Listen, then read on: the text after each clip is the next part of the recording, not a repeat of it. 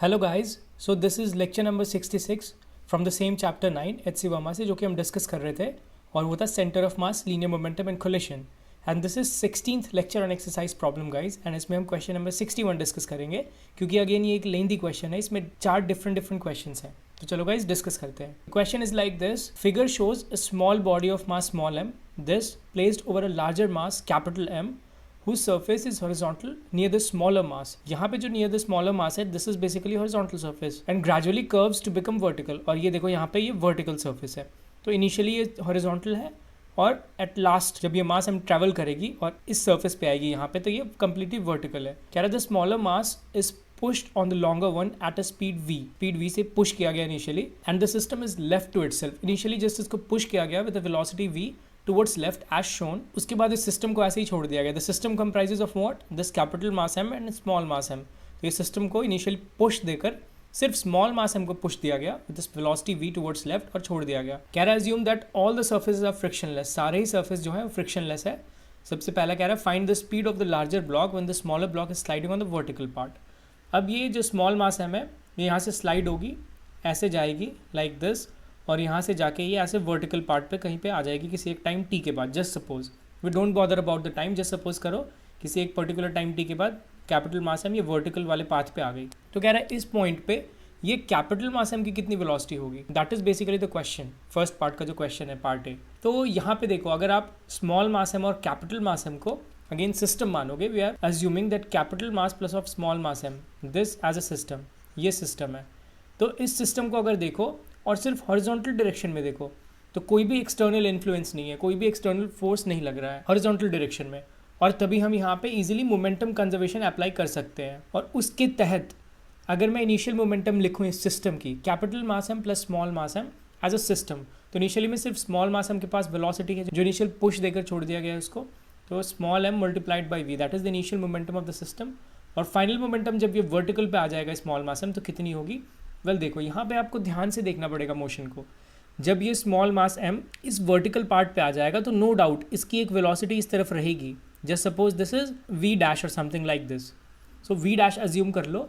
यहाँ पे vertical direction में नो डाउट वेलोसिटी रहेगी, बट एक हॉरिजॉन्टल डायरेक्शन में भी इस तरफ वेलोसिटी रहेगी इस स्मॉल मास m की, और सिमिलरली इस कैपिटल मास m की भी इस डायरेक्शन में एक वेलोसिटी रहेगी। अब यहाँ पे बात ये है कि क्या स्मॉल मास m और कैपिटल मास m की वेलोसिटी सेम रहेगी टुवर्ड्स लेफ्ट जब ये वर्टिकल पार्ट पे रहेगा। तो इसका जवाब है यस, बिल्कुल सेम रहेगा।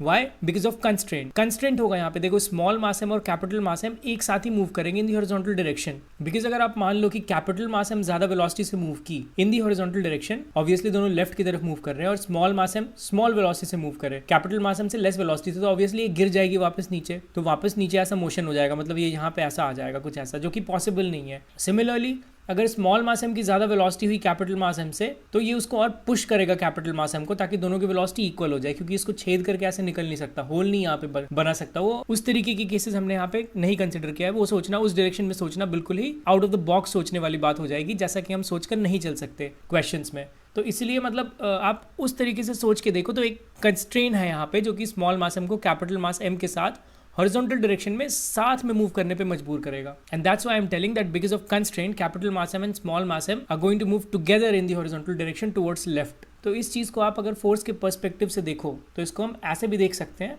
देखो यहाँ पे मान लो किसी भी एक पॉइंट पे ये स्मॉल मास m यहाँ पे आ गया। अभी मैं इन दोनों को अलग अलग सिस्टम कंसिडर कर रहा हूँ।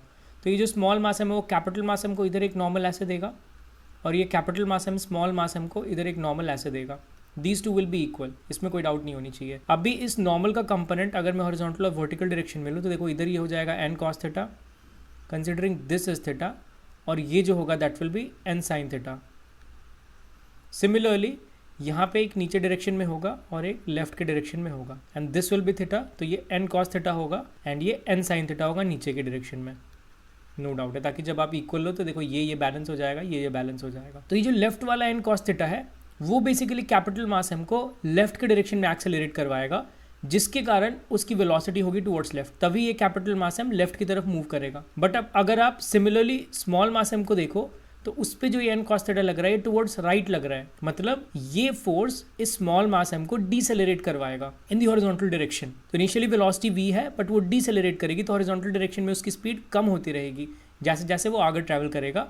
बट कैपिटल मास एम की वेलोसिटी बढ़ेगी। बट ऐसा कब तक होता रहेगा? देखो ये स्मॉल मास एम इनिशियली जब ऐसा हॉरिजॉन्टल रहेगा, तब ये जब हॉरिजॉन्टल डायरेक्शन में ही मूव करेगा ये स्मॉल मास एम, तो इस कैपिटल मास एम पे कोई भी ऐसे हॉरिजॉन्टल डायरेक्शन में फोर्स नहीं लगेगी इनिशियली जब ये हॉरिजॉन्टल पार्ट पे मूव करेगा। बट जैसे ही ये हॉरिजॉन्टल पार्ट को छोड़ के कर्व पार्ट पे आएगा, तब ये वाला फंडा ऐसा स्टार्ट होगा, जब उस पर नॉर्मल रिएक्शन का एक कंपोनेंट इस तरफ लगना स्टार्ट होगा टुवर्ड्स लेफ्ट। और जब ये वर्टिकल पे आ जाएगा तो टोटली ये हॉरिजॉन्टल डायरेक्शन में लगेगा टुवर्ड्स लेफ्ट। तब यहाँ पे कोई भी वर्टिकली डाउनवर्ड कंपोनेंट नहीं होगा ऑफ नॉर्मल, नीचे सिर्फ स्मॉल mg होगा इस पे, that is the gravitational force.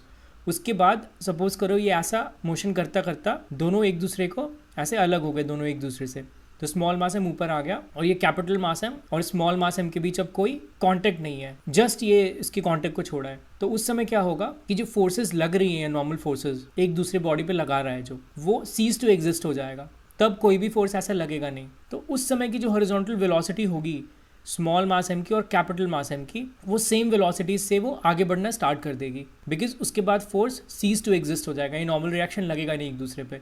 तो वहाँ तक जितनी वेलोसिटी बढ़ सकती है वो बढ़ेगी, बट उसके बाद कोई भी वेलोसिटी बढ़ेगी नहीं। और वो वेलोसिटी भी किस हद तक बढ़ेगी? वेल, उसको तय करेगा ये मोमेंटम कंजर्वेशन, बिकॉज अगर आप दोनों को सिस्टम मानोगे, स्मॉल मास एम को और कैपिटल मास एम को, तो वहाँ पे मोमेंटम कंजर्वेशन भी प्ले में आएगा। तो इन सारे ही चीज़ों को ध्यान में रखते हुए आपको इस क्वेश्चन को सॉल्व करना है। मैं एक रफ तरीका बता दिया कि कॉम्प्लेक्सिटी लेवल कहाँ पे है इस क्वेश्चन की, तो उस हिसाब से हम आगे बढ़ेंगे गाइस, बट हम इतना कॉम्प्लेक्स नहीं करेंगे जैसे मैंने आपको समझाया है। मैं बस स्टेप वाइज चलूँगा। मैं आपको इसलिए बताया ताकि आप अंदर तक जानो चीज़ों को कि कैसे चीज़ें एक्चुअली में वर्क करती हैं, इसीलिए मैंने इतना कॉम्प्लेक्सिटी में आपको बताया। बट इस क्वेश्चन को सॉल्व करने में इतना कॉम्प्लेक्सिटी है नहीं। तो चलो अब क्वेश्चन की ओर हम डायरेक्ट बढ़ते हैं। तो सबसे पहले मैंने बताया कि इनिशियल जो मोमेंटम है सिर्फ स्मॉल मास एम की है, दैट इज़ m/v, और फाइनली जब वो वर्टिकल पार्ट पे जाएगा तो ये दोनों बॉडी साथ में मूव करेंगी, capital mass M and small mass M. तो इसलिए जो मोमेंटम होगा फाइनली वो capital mass M plus of small mass M multiplied by कुछ वेलोसिटी मान लो va, वो हमारे पास होगी जो ये साथ में मूव करेगा, small mass M and capital mass M. तो यहाँ से जो आप va निकालोगे that is nothing but mv upon capital m plus of small m, ये हो जाएगी हमारे पास। And that is basically the answer to the first part. ये आंसर होगा जो पूछ रहा है question, that find the speed of the larger block when the smaller block is sliding on the vertical part. तो जब स्मॉलर ब्लॉक वर्टिकल पार्ट में slide करेगा तो ये वेलोसिटी निकल कर आएगी कैपिटल मास m की, और same velocity small mass m की भी होगी, दोनों की सेम वेलोसिटी होगी बिकॉज ऑफ द कंस्ट्रेंट, मैंने बता चुका है अभी। दोनों साथ में ही मूव करेगी टुवर्ड्स लेफ्ट जब तक दोनों कॉन्टैक्ट में रहेगी इस वर्टिकल पोर्शन पे। उसके बाद सेकंड पार्ट क्या कह रहा है, that find the speed of the smaller mass when it breaks off the larger mass at height h। ये हाइट h पे जब small mass m larger mass capital M से ब्रेक कर गया तब उसकी स्पीड कितनी होगी स्मॉल मास m की। ये देखो वही क्वेश्चन है जहाँ जिस डायरेक्शन में आपको सोचने के लिए बोल रहा था, अभी क्वेश्चन भी वैसे ही पूछ दिया। तो इसको देखो कैसे अटेम्प्ट करना है। ये बोल रहा है कि जस्ट अभी स्मॉल मास m है, कॉन्टैक्ट ब्रेक कर लिया कैपिटल मास m से एट हाइट h, जस्ट यहाँ पे ब्रेक किया, तो वहाँ पे पूछ रहा है कि इसकी वेलोसिटी कितनी होगी स्मॉल मास m की। तो उसको आप बेसिकली कैसे अटेम्प्ट करोगे? तो देखो इसको अटेम्प्ट करने का जो तरीका मेरे दिमाग में अभी आ रहा है वो है कि क्या हम मैकेनिकल एनर्जी कंजर्वेशन यहाँ पे लगा सकते हैं। हमें देखो वो वेलोसिटी मालूम है जिस वेलोसिटी से जब ये small mass M vertical direction में रहेगी तो ये कैपिटल मास एम और स्मॉल मास एम जिस वेलोसिटी से चलेगा va, वो हमें मालूम है, that is mv upon capital m plus of small m। This we already know, ये हमें पता है। और ये बेसिकली जो वेलोसिटी मैं निकाला था वो जस्ट कॉन्टैक्ट छूटने से पहले की वेलोसिटी है, जब स्मॉल मास एम बिल्कुल एज पे होगा, कॉन्टैक्ट में होगा बट बिल्कुल एज पे होगा। आप वैसा एज्यूम कर सकते हो, आप वैसा ले सकते हो, हम कुछ भी वॉयलेट नहीं कर रहे हैं ऐसा लेने से। तो आप जस्ट वहाँ पे ही मान लो कि उतनी वेलोसिटी थी और इस वेलोसिटी के होने के बाद ही ये कॉन्टैक्ट छूटी है, तो कैपिटल मास एम तो इसी वेलोसिटी से जाएगा आगे va से, और स्मॉल मास एम की भी जो हॉरिजॉन्टल डायरेक्शन में वेलोसिटी होगी वो बेसिकली इतनी ही होगी, क्योंकि ये बिल्कुल लास्ट पॉइंट की वेलोसिटी है जहाँ तक उसकी वेलोसिटी मैक्सिमम बढ़ सकती है। किसके अकॉर्डिंग? मोमेंटम कंजर्वेशन के अकॉर्डिंग लेते हुए आपको चलना है। उसके बाद नॉर्मल रिएक्शन जो है सीज टू एग्जिस्ट हो जाएगा, तो उसके बाद कोई वेलोसिटी बढ़ने नहीं वाली है, बट मोमेंटम कंजर्वेशन को ध्यान में रखते हुए। तो ये दोनों की va तो इस डायरेक्शन में होगी नो डाउट, बट हमें स्मॉल मास m की वेलोसिटी निकालनी है। मतलब एक कोई वर्टिकल कंपोनेंट भी होगा यहाँ पे, उसको v भी मानो, और उसको जो रिजल्टेंट होगा यहाँ पे that is basically v dash, ये v डैश होगा, and this we need to find. Small mass m का हमें वही फाइंड करना है वेलोसिटी। तो इस वेलोसिटी को कैसे फाइंड किया जाएगा इस? तो देखो मेरे दिमाग में आ रहा है कि क्या हम यहाँ पे मैकेनिकल एनर्जी कंजर्वेशन यूज़ कर सकते हैं क्या? तो ऑब्वियसली यूज़ कर सकते हैं। अगर आप कैपिटल मास m स्मॉल मास m को सिस्टम मानो तो क्या कोई भी एक्सटर्नल फोर्स लग रही है सिस्टम पे? देखो मैकेनिकल एनर्जी कंजर्वेशन एक बार मैं फिर से अगर रिवाइज करवाऊँ आपकी, तो वहाँ पे क्या थी कि मैकेनिकल एनर्जी कंजर्वेशन आप तब अप्लाई कर सकते हो जब इंटरनल फोर्स अगर कंजर्वेटिव हो और वो वर्क डन कर रहा हो, तभी हम वहाँ पे मैकेनिकल एनर्जी कंजर्वेशन लगा सकते हैं। अगर कोई नॉन कंजर्वेटिव फोर्सेज है, एग्जिस्ट कर रहा है, तो हम नहीं लगा सकते, या कोई एक्सटर्नल फोर्स है जो कि वर्क कर रहा है, तब भी नहीं लगा सकते। तो अगर आप कैपिटल मास एम और स्मॉल मास एम को सिस्टम मानोगे, तो क्या कोई एक्सटर्नल फोर्स है जो कि सिस्टम पे वर्क डन कर रहा है? ऑब्वियसली है। कौन सा? ग्रेविटेशनल फोर्स है। तो हमें अर्थ को भी सिस्टम मानना पड़ेगा। तो so we need to have earth plus capital mass M plus small mass M as the system. उसको सिस्टम मानने के बाद हम mechanical energy conservation easily apply कर सकते हैं। और अर्थ की तो कोई पर्टिकुलर एक्सेलरेशन वेलोसिटी होगी नहीं, because of it's very huge mass, बहुत ज़्यादा ह्यूज मास है। तो आप अर्थ को वैसे नेग्लेक्ट कर सकते हो, अर्थ की एक्सेलरेशन या वेलोसिटी। तो बात अगेन रिड्यूस हो जाती है कैपिटल मास एम और स्मॉल मास एम के बीच, जैसे कि मैंने डिस्कस किया था वर्क एनर्जी पावर चैप्टर में। अगर आपको इस तर्क से कुछ भी कंफ्यूजन हो रही है जो मैं यहाँ पे दे रहा हूँ, तो आप प्लीज़ एक बार फिर से वापस जाकर वर्क एनर्जी पावर के थियोरेटिकल लेक्चर्स को अच्छे से देखो, तो आपको समझ में आ जाएगा मैं यहाँ पे क्या बोल रहा हूँ। तो अभी बिना ज़्यादा समय व्यतीत किए मैं आगे बढ़ता हूँ। तो इनिशियल वेलोसिटी इसकी v है, और मैं यहाँ पे बता चुका हूँ कि mechanical energy conservation easily apply कर सकते हैं। तो मैकेनिकल एनर्जी कंजर्वेशन बेसिकली क्या है? Change in kinetic energy plus change in potential energy is equal to 0, ये होगा। और ये capital mass M, small mass M and earth को मैं सिस्टम ले रहा हूँ। तो फाइनली जो काइनेटिक एनर्जी होगी स्मॉल मास एम की होगी, that is half M V dash square, that is basically the velocity जब उससे कॉन्टेक्ट ब्रेक किया तो, प्लस कैपिटल मास एम की होगी kinetic energy, that is half capital M multiplied by V A square होगी। यहाँ पे मैं बता चुका हूँ कि वी ए से कंटिन्यूसली मूव करेगा, क्योंकि कोई फ्रिक्शन है नहीं हमारे कोई भी सर्फेस पे। तो जो फाइनली जो वेलोसिटी होगी जस्ट कॉन्टेक्ट पॉइंट टूटने से पहले, जो कि हम निकाल चुके हैं वी ए कितना था? Small mass M multiplied by V upon capital M plus of small M, ये था। इससे ही फिर ये कंटिन्यूसली मूव करेगा। और सेम स्मॉल मास एम की अगर आप हॉरिजॉन्टल डायरेक्शन में वेलोसिटी देखो तो उतनी ही होगी। उसके बाद उन दोनों की कांस्टेंट वेलोसिटी हो जाएगी in the horizontal direction, that's no doubt, उसकी कोई डाउट नहीं है हमें। माइनस इनिशियल काइनेटिक एनर्जी कितनी थी? वेल सिर्फ स्मॉल मास एम की थी, that is half M V square. ये हो गया हमारे पास change in kinetic energy, plus change in potential energy निकालोगे तो अगर आप इसको डेटम मानो यहाँ पे इनिशियली, ये डेटम प्लेन अगर आप मानो यहाँ पे, that is potential energy 0। Final potential energy कितनी होगी? सिर्फ स्मॉल मास एम की होगी। कैपिटल मास एम तो सेम डेटम पे है, मतलब वो कुछ भी उसकी हाइट में ऐसा बढ़ नहीं रहा है, कोई भी उसका हाइट या कुछ ऐसा पोटेंशियल एनर्जी गेन नहीं हो रहा है। तो सिर्फ स्मॉल मास एम की पोटेंशियल एनर्जी गेन हो रही है, that is M G H and minus initial 0, क्योंकि मैं उसको ही डेटम ले रहा हूँ। तो ये हमारे पास इक्वेशन आ गया। यहाँ से आपको क्या निकालना है? यहाँ से आपको वी डैश निकालना है, that is basically the question. तो चलो हम वी डैश निकालते हैं यहाँ से। तो ये हमारे पास यहाँ पे इक्वेशन आई है, हमें ये वी डैश निकालनी है। तो बाकी सबको मैं राइट हैंड साइड पर लेकर जाता हूँ। M V dash square upon 2 that is equals to what? Half M V square minus of half M. अब वी ए क्या है? वी ए बेसिकली हमें पता है M V upon capital M plus of small M है, ये square में जाएगा, minus of M G H होगा। ये हम रिड्यूस कर लिया यहाँ पे। अभी देखो यहाँ पे अगर आप 2 कैंसिल आउट कर दोगे तो यहाँ पे एक 2 आ जाएगा, और इसको फर्दर मैं अगर लिखूँ, सॉल्व करूँ, तो ये कुछ ऐसा होगा हमारे पास, minus of capital M multiplied by small M square V square upon capital M plus of small M this much square minus of 2 M G H, ये होगा। यहाँ से आप स्मॉल एम को कैंसिल आउट कर सकते हो ईजिली, नो डाउट। तो यहाँ से जो वी डैश स्क्वायर निकल कर आएगी, that is V square minus of capital M small M V square upon capital M plus of small M square minus of 2gh होगा हमारे पास। ये आई हमारे पास। अगर आप इसको फर्दर सॉल्व करोगे तो वी डैश स्क्वायर, मैं नीचे capital M plus of small M square को एलसीएम ले रहा हूँ ऐसा डिनोमिनेटर में, तो क्रॉस मल्टीप्लिकेशन होगा, वी स्क्वायर कॉमन आ गया, this will be what? A plus of B का whole square, that is A square plus of B square plus of 2ab minus of capital M plus of small M, ये हो गया हमारे पास, that minus of 2gh this much. अब यहाँ से देखो वी स्क्वायर आप कॉमन ले लो, this is what? Capital M square 2mm minus of mm, तो सिर्फ कैपिटल एम स्मॉल एम होगा plus of M square upon capital M plus of small M that much square minus of 2gh। और अगर v dash मैं यहाँ से लिखूँ तो ये इस होल का हाफ हो जाएगा ऐसा, and that is basically the answer.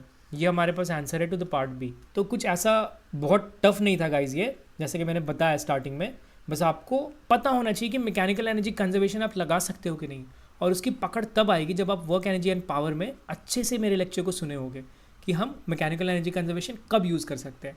तो यहाँ पे ज़रूर यूज़ कर सकते हैं, बट आप अर्थ वाले फैक्टर को भूलना मत।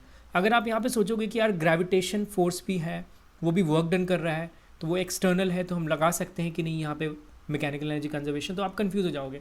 ऑब्वियसली लगा सकते हो, मैंने उस चैप्टर में भी बताया था कि अर्थ को भी आप सिस्टम मान लो फिर, और अर्थ की कोई ऐसी वेलोसिटी या एक्सेलरेशन होगी नहीं क्योंकि उसकी मास बहुत ज़्यादा है, तो वहाँ से आप तीनों को एक सिस्टम कंसिडर करके सिमिलरली इसी मैनर में इजीली मैकेनिकल एनर्जी कंजर्वेशन लगा सकते हो बिना किसी रूल को वायलेट किए हुए गाइस।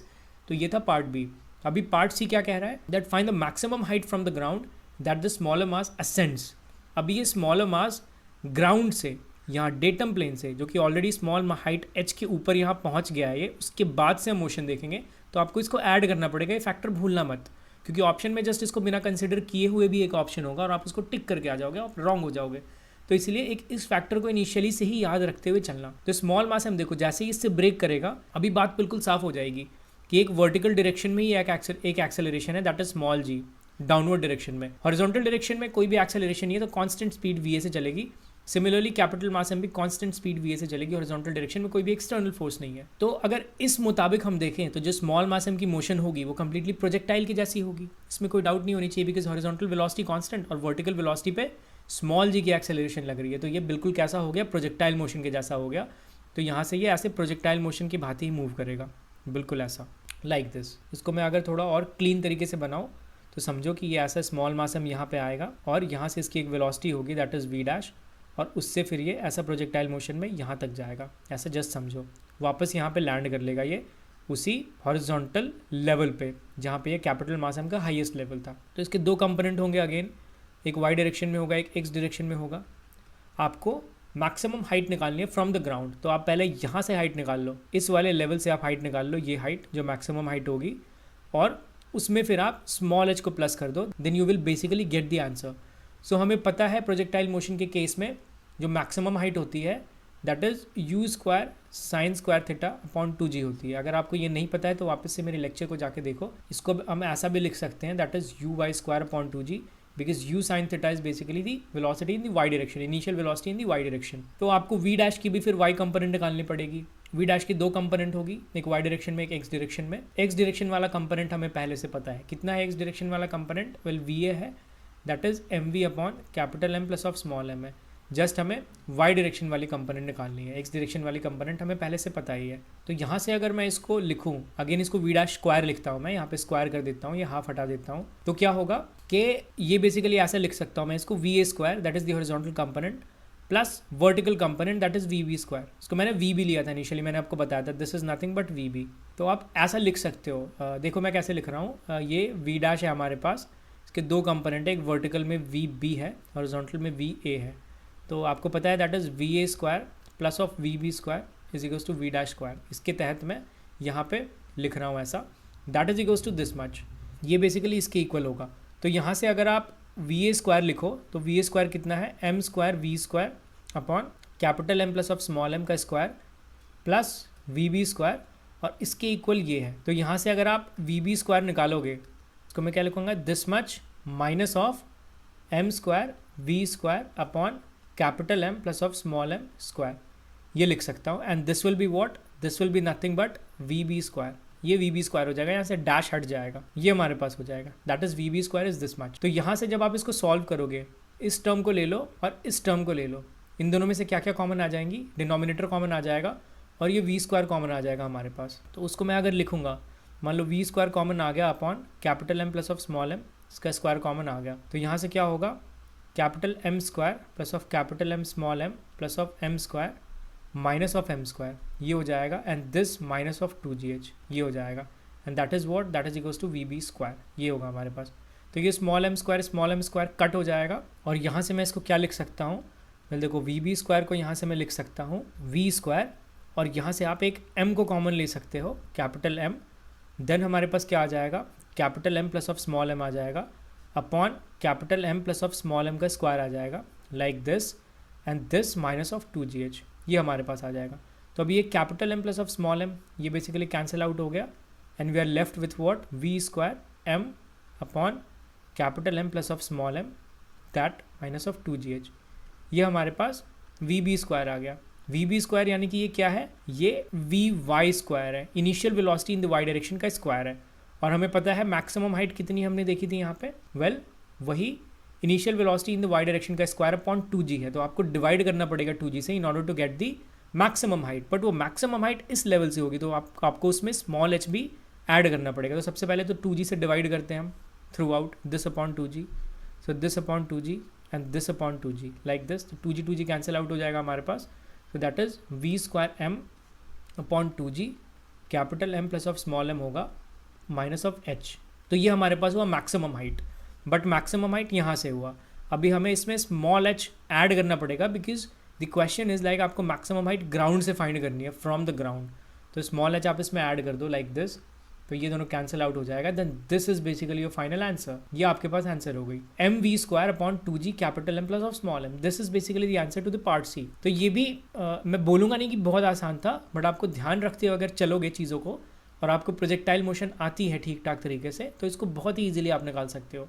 नहीं तो अगेन आपको अगर कुछ भी चीज़ें याद नहीं है प्रोजेक्टाइल मोशन की, मतलब मैं ये नहीं बोल रहा हूँ कि सारी चीज़ें याद रखो, बट आप इतनी प्रैक्टिस करो कि आपको दिमाग में आ जानी चाहिए कि what is basically the maximum height. नहीं तो हर बार जाके आपको डिराइव करनी पड़ेगी मैक्सिमम हाइट की फॉर्मूला, आप फिर वापस से टाइम निकाल रहे हो, U sine theta upon G निकाल रहे हो, time half of time of flight, then वहाँ से आप वाई निकाल रहे हो, U Y T minus of half G T square use करके, तो वो आपकी टाइम टेकिंग हो जाएगी। एग्जाम्स में इतना ज़्यादा टाइम होता नहीं है आपके पास, तो आप इतनी क्वेश्चन प्रैक्टिस में रहो कि ये सब चीज़ें आपको फिंगर टिप्स पे हो कि क्या होता है मैक्सिमम हाइट, क्या होता है time of flight, equation of trajectory, ये सब आपकी फिंगर टिप्स पे होनी चाहिए गाइस। तो बहुत ज़्यादा प्रैक्टिस स्टार्ट कर दो। तो अभी सेक्शन डी देखते हैं हम, ये क्वेश्चन नंबर डी।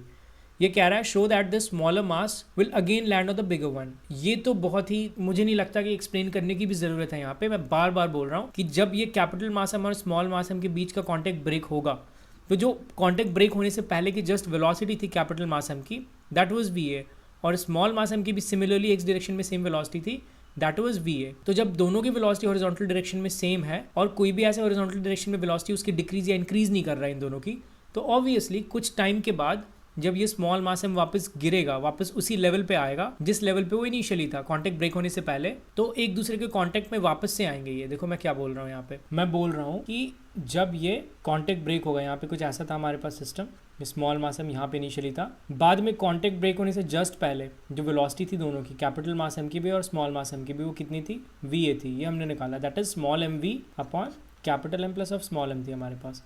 तो उसके बाद जब कॉन्टैक्ट ब्रेक हो गया तो ये इस डायरेक्शन में वी ए वेलोसिटी से मूव कर रहा है, ये भी इस डायरेक्शन में वी ए वेलोसिटी से मूव कर रहा है, और कोई भी इनकी वेलोसिटी को बढ़ा या घटा नहीं रहा। तो किसी एक टाइम टी के बाद आप जब देखोगे तो ये जितनी डिस्टेंस मूव करेगा कैपिटल मास एम, उतनी ही डिस्टेंस स्मॉल मास एम भी मूव करेगा हॉरिजॉन्टल डायरेक्शन में। नो डाउट इसकी वर्टिकल डायरेक्शन में हाइट डिफरेंट होगी, ये इसी हाइट पे नहीं रहेगा, कभी हो सकता है स्मॉल मास एम इस हाइट पे रहे, कभी इस हाइट पे रहे, कभी इस हाइट पे रहे, ऐसा हाइट डिफरेंस होगी no doubt, but horizontal direction में स्मॉल मास एम और कैपिटल मास एम के बीच में कोई भी डिफरेंस नहीं होगी। ये जब स्मॉल मास एम यहाँ पे रहेगा तो जस्ट उसके नीचे कैपिटल मास एम रहेगा, जब स्मॉल मास एम यहाँ रहेगा तो जस्ट उसके नीचे कैपिटल मास एम ऐसा रहेगा। क्यों? क्योंकि हॉरिजॉन्टल डायरेक्शन की वेलोसिटी सेम है दोनों की, और कोई भी ऐसा एक्सटर्नल इन्फ्लुएंस नहीं हॉरिजॉन्टल डायरेक्शन में जो किसी एक की वेलोसिटी को बढ़ाया घटा रहा है, दोनों ही की वेलोसिटी को बेसिकली बढ़ाया घटा रहा है, ऐसा कोई भी एक्सटर्नल इन्फ्लुएंस है नहीं। तो ये आपको समझ में आनी चाहिए गाइस। अभी आगे क्वेश्चन क्या कह रहा है, find the distance traversed by the bigger block during the time when the smaller block was in its flight under gravity. ये क्वेश्चन देखो अच्छा है। ये अभी क्या कह रहा है कि जब स्मॉल मास एम अलग हुआ था कैपिटल मास एम से, ये स्मॉल मास एम जब अलग हुआ था कैपिटल मास एम से, तो दोनों की वेलोसिटी थी हॉरिजॉन्टल डायरेक्शन में वी ए, इसकी भी वी ए थी, और इसकी एक वर्टिकल डायरेक्शन में वेलोसिटी थी, जिसके कारण ये प्रोजेक्टाइल मोशन में ऐसे मूव कर रहा था। तो कुछ एक पर्टिकुलर डिस्टेंस तक मूव करेगा प्रोजेक्टाइल मोशन में, वापस वो अपने इनिशियल हाइट पे आ जाएगा जहाँ से उसने स्टार्ट किया था ये पूरी ट्रेजेक्ट्री को। तो उस समय हॉरिजॉन्टली ये कैपिटल मास एम भी उसी पॉइंट पे आ गया होगा, अभी मैंने बताया क्यों। तो जब ये इसी पॉइंट पे आ गया होगा और जब ये स्मॉल मास एम वापस से इस पे लैंड करेगा, ऐसे लैंड करेगा यहाँ पे, ऐसा मान लो, तो पूछ रहा है कि ये कैपिटल मास एम कितनी डिस्टेंस ट्रैवल किया, यहाँ से लेकर यहाँ तक आपको ऐसा डिस्टेंस निकालना है। दिस मतलब इनिशियल से जहाँ से ये मूव करना स्टार्ट किया और वापस जहाँ पे ये गिरा वहाँ तक का डिस्टेंस निकालना है आपको। तो आपको ये देख के ही क्लियर हो रहा होगा, अगर आप प्रोजेक्टाइल मोशन वाले चैप्टर को बड़े ध्यान से पढ़े हो और कुछ ठीक ठाक चीज़ें याद हैं, तो ये कुछ नहीं बल्कि यहाँ पे रेंज है इस प्रोजेक्टाइल मोशन का। जो small mass M projectile motion कर रहा है उसका बेसिकली रेंज है, तो वो रेंज ही हमें यहाँ पे निकालना है। और अगर आप उस रेंज को निकाल दोगे तो that is basically the distance travelled by the capital mass M. तो उस रेंज को निकालने के लिए हम क्या करते हैं, वेल उसको निकालने के लिए सबसे पहले आपको टाइम ऑफ फ्लाइट पता होनी चाहिए, बिकॉज देखो हमें हॉरिजॉन्टल डायरेक्शन की वेलोसिटी पता है, दैट इज वी ए। तो अगर हम टाइम ऑफ फ्लाइट निकाल देंगे that is 2u sin theta upon G होती है, और इन दोनों को अगर हम मल्टीप्लाई कर देंगे वेलोसिटी इंटू टाइम, तो we will get the distance. Simple, यही हमें पूछा हुआ है। एक डायरेक्ट रेंज का फॉर्मूला भी है, आप उसको भी लगा सकते हो, बेसिकली वो सेम ही निकल कर आएगी। ये देखो वी ए बेसिकली क्या है, वी एक्स है, एक्स डायरेक्शन की वेलोसिटी है, that is U cos theta. अगर मैं उसके टर्म में लिखूँ तो 2u sine theta U cos theta upon G, तो सेम ही चीज़ मैं कर रहा हूँ, एक्चुअली वही रेंज का फॉर्मूला है। रेंज का formula U square sine 2 theta upon G है, this is basically the formula of the range. तो वही चीज़ मैं यहाँ पे भी कर रहा हूँ। तो उसको आप डिवाइड करोगे बिकॉज आपको एक्स डायरेक्शन की वेलोसिटी वाई डायरेक्शन की वेलोसिटी मालूम है, तो वहाँ इस तरीके से चीज़ें ज़्यादा आसानी से निकलेगी, इसलिए मैं इसको इस तरीके से सिंप्लीफाई करके बता रहा हूँ। आप कुछ कंफ्यूज मत हो जाना यहाँ पे। तो एक्स डायरेक्शन की वेलोसिटी आपको पहले से पता है, that is M V upon capital M plus of small M, ये हमें पहले से पता है, multiplied by 2 into U sine theta. U sine theta क्या है, वाई डायरेक्शन की वेलोसिटी है, जो मैंने अभी जस्ट निकाला है। तो यहाँ पे 2 upon G multiplied by Y direction की वेलोसिटी कर दो, that is what V square capital M upon capital M plus of small m minus of 2gh to the power half, whole का हाफ। ये बेसिकली वाई डायरेक्शन की velocity थी। तो ये basically जो आया हमारे पास एक्स डायरेक्शन की velocity multiplied by time of flight, that is 2u upon G. तो यही बेसिकली डिस्टेंस है। तो इसको आप अगर सिंप्लीफाई करोगे, देखो सबसे पहले तो इधर से आप 2mv अपॉन जी ऐसे बाहर निकाल लो, और जो यहाँ पे डिनोमिनेटर में है तो इसको अगर आप कॉमन ले लोगे capital M plus of small M को, अभी एक capital M plus of small M यहाँ पे ही रहने दो, और अंदर से आप कॉमन ले लिए capital M plus of small m, तो यहाँ पे क्या आ गया M V square minus of 2gh and this capital M plus of small m आ गया, एंड इस पूरे का हाफ आ गया ऐसा, लाइक दिस। अभी आप क्या करो, इस capital M plus of small M को भी अंदर लेकर जाओ। मैं बेसिकली वो आंसर लाने की कोशिश कर रहा हूँ जो एच सी वर्मा सर ने अपने बुक में लिखा है। अपॉन जी हो गया, तो डिनोमिनेटर में क्या आ गया हमारे पास, capital M plus of small m. देखो पहले से हाफ है, आप उसमें 1 ऐड कर रहे हो, that is 1 plus of half, power की बात मैं कर रहा हूँ, तो दैट इज़ 3/2, ये हो गया। और ऊपर हमारे पास क्या है, ऊपर M V square minus of 2gh capital M plus of small M है, लाइक दिस, एंड दिस का पावर हाफ है। सो ये बेसिकली आंसर है जो एच सी वर्मा सर ने अपने बुक में गिवन किया है, this is basically the answer. तो ये भी गाइज ऐसा कुछ बहुत टफ नहीं था, बट आपको प्रोजेक्टाइल मोशन की थोड़ी ज्ञान होनी चाहिए पहले से। अगर थोड़ी भी पकड़ है आपकी प्रोजेक्टाइल मोशन पे तो ये भी आप बहुत ही इजीली सॉल्व कर दोगे, कुछ ऐसा था नहीं इस क्वेश्चन में। तो guys this is all about this question. Hope करता हूँ आपको बहुत ही अच्छे से समझाया हूँ मैं, और एक एक चीज़ों को काफ़ी अच्छे से क्लेरिफाई किया हूँ। उस कॉम्प्लेक्सिटी तक भी गया मैं, और उसको वापस इजीली कैसे वहाँ से आना है वो भी बताया मैं बाद में। तो गाइज अभी मिलते हैं नेक्स्ट वीडियो में, तब तक के लिए बाय एंड टेक केयर।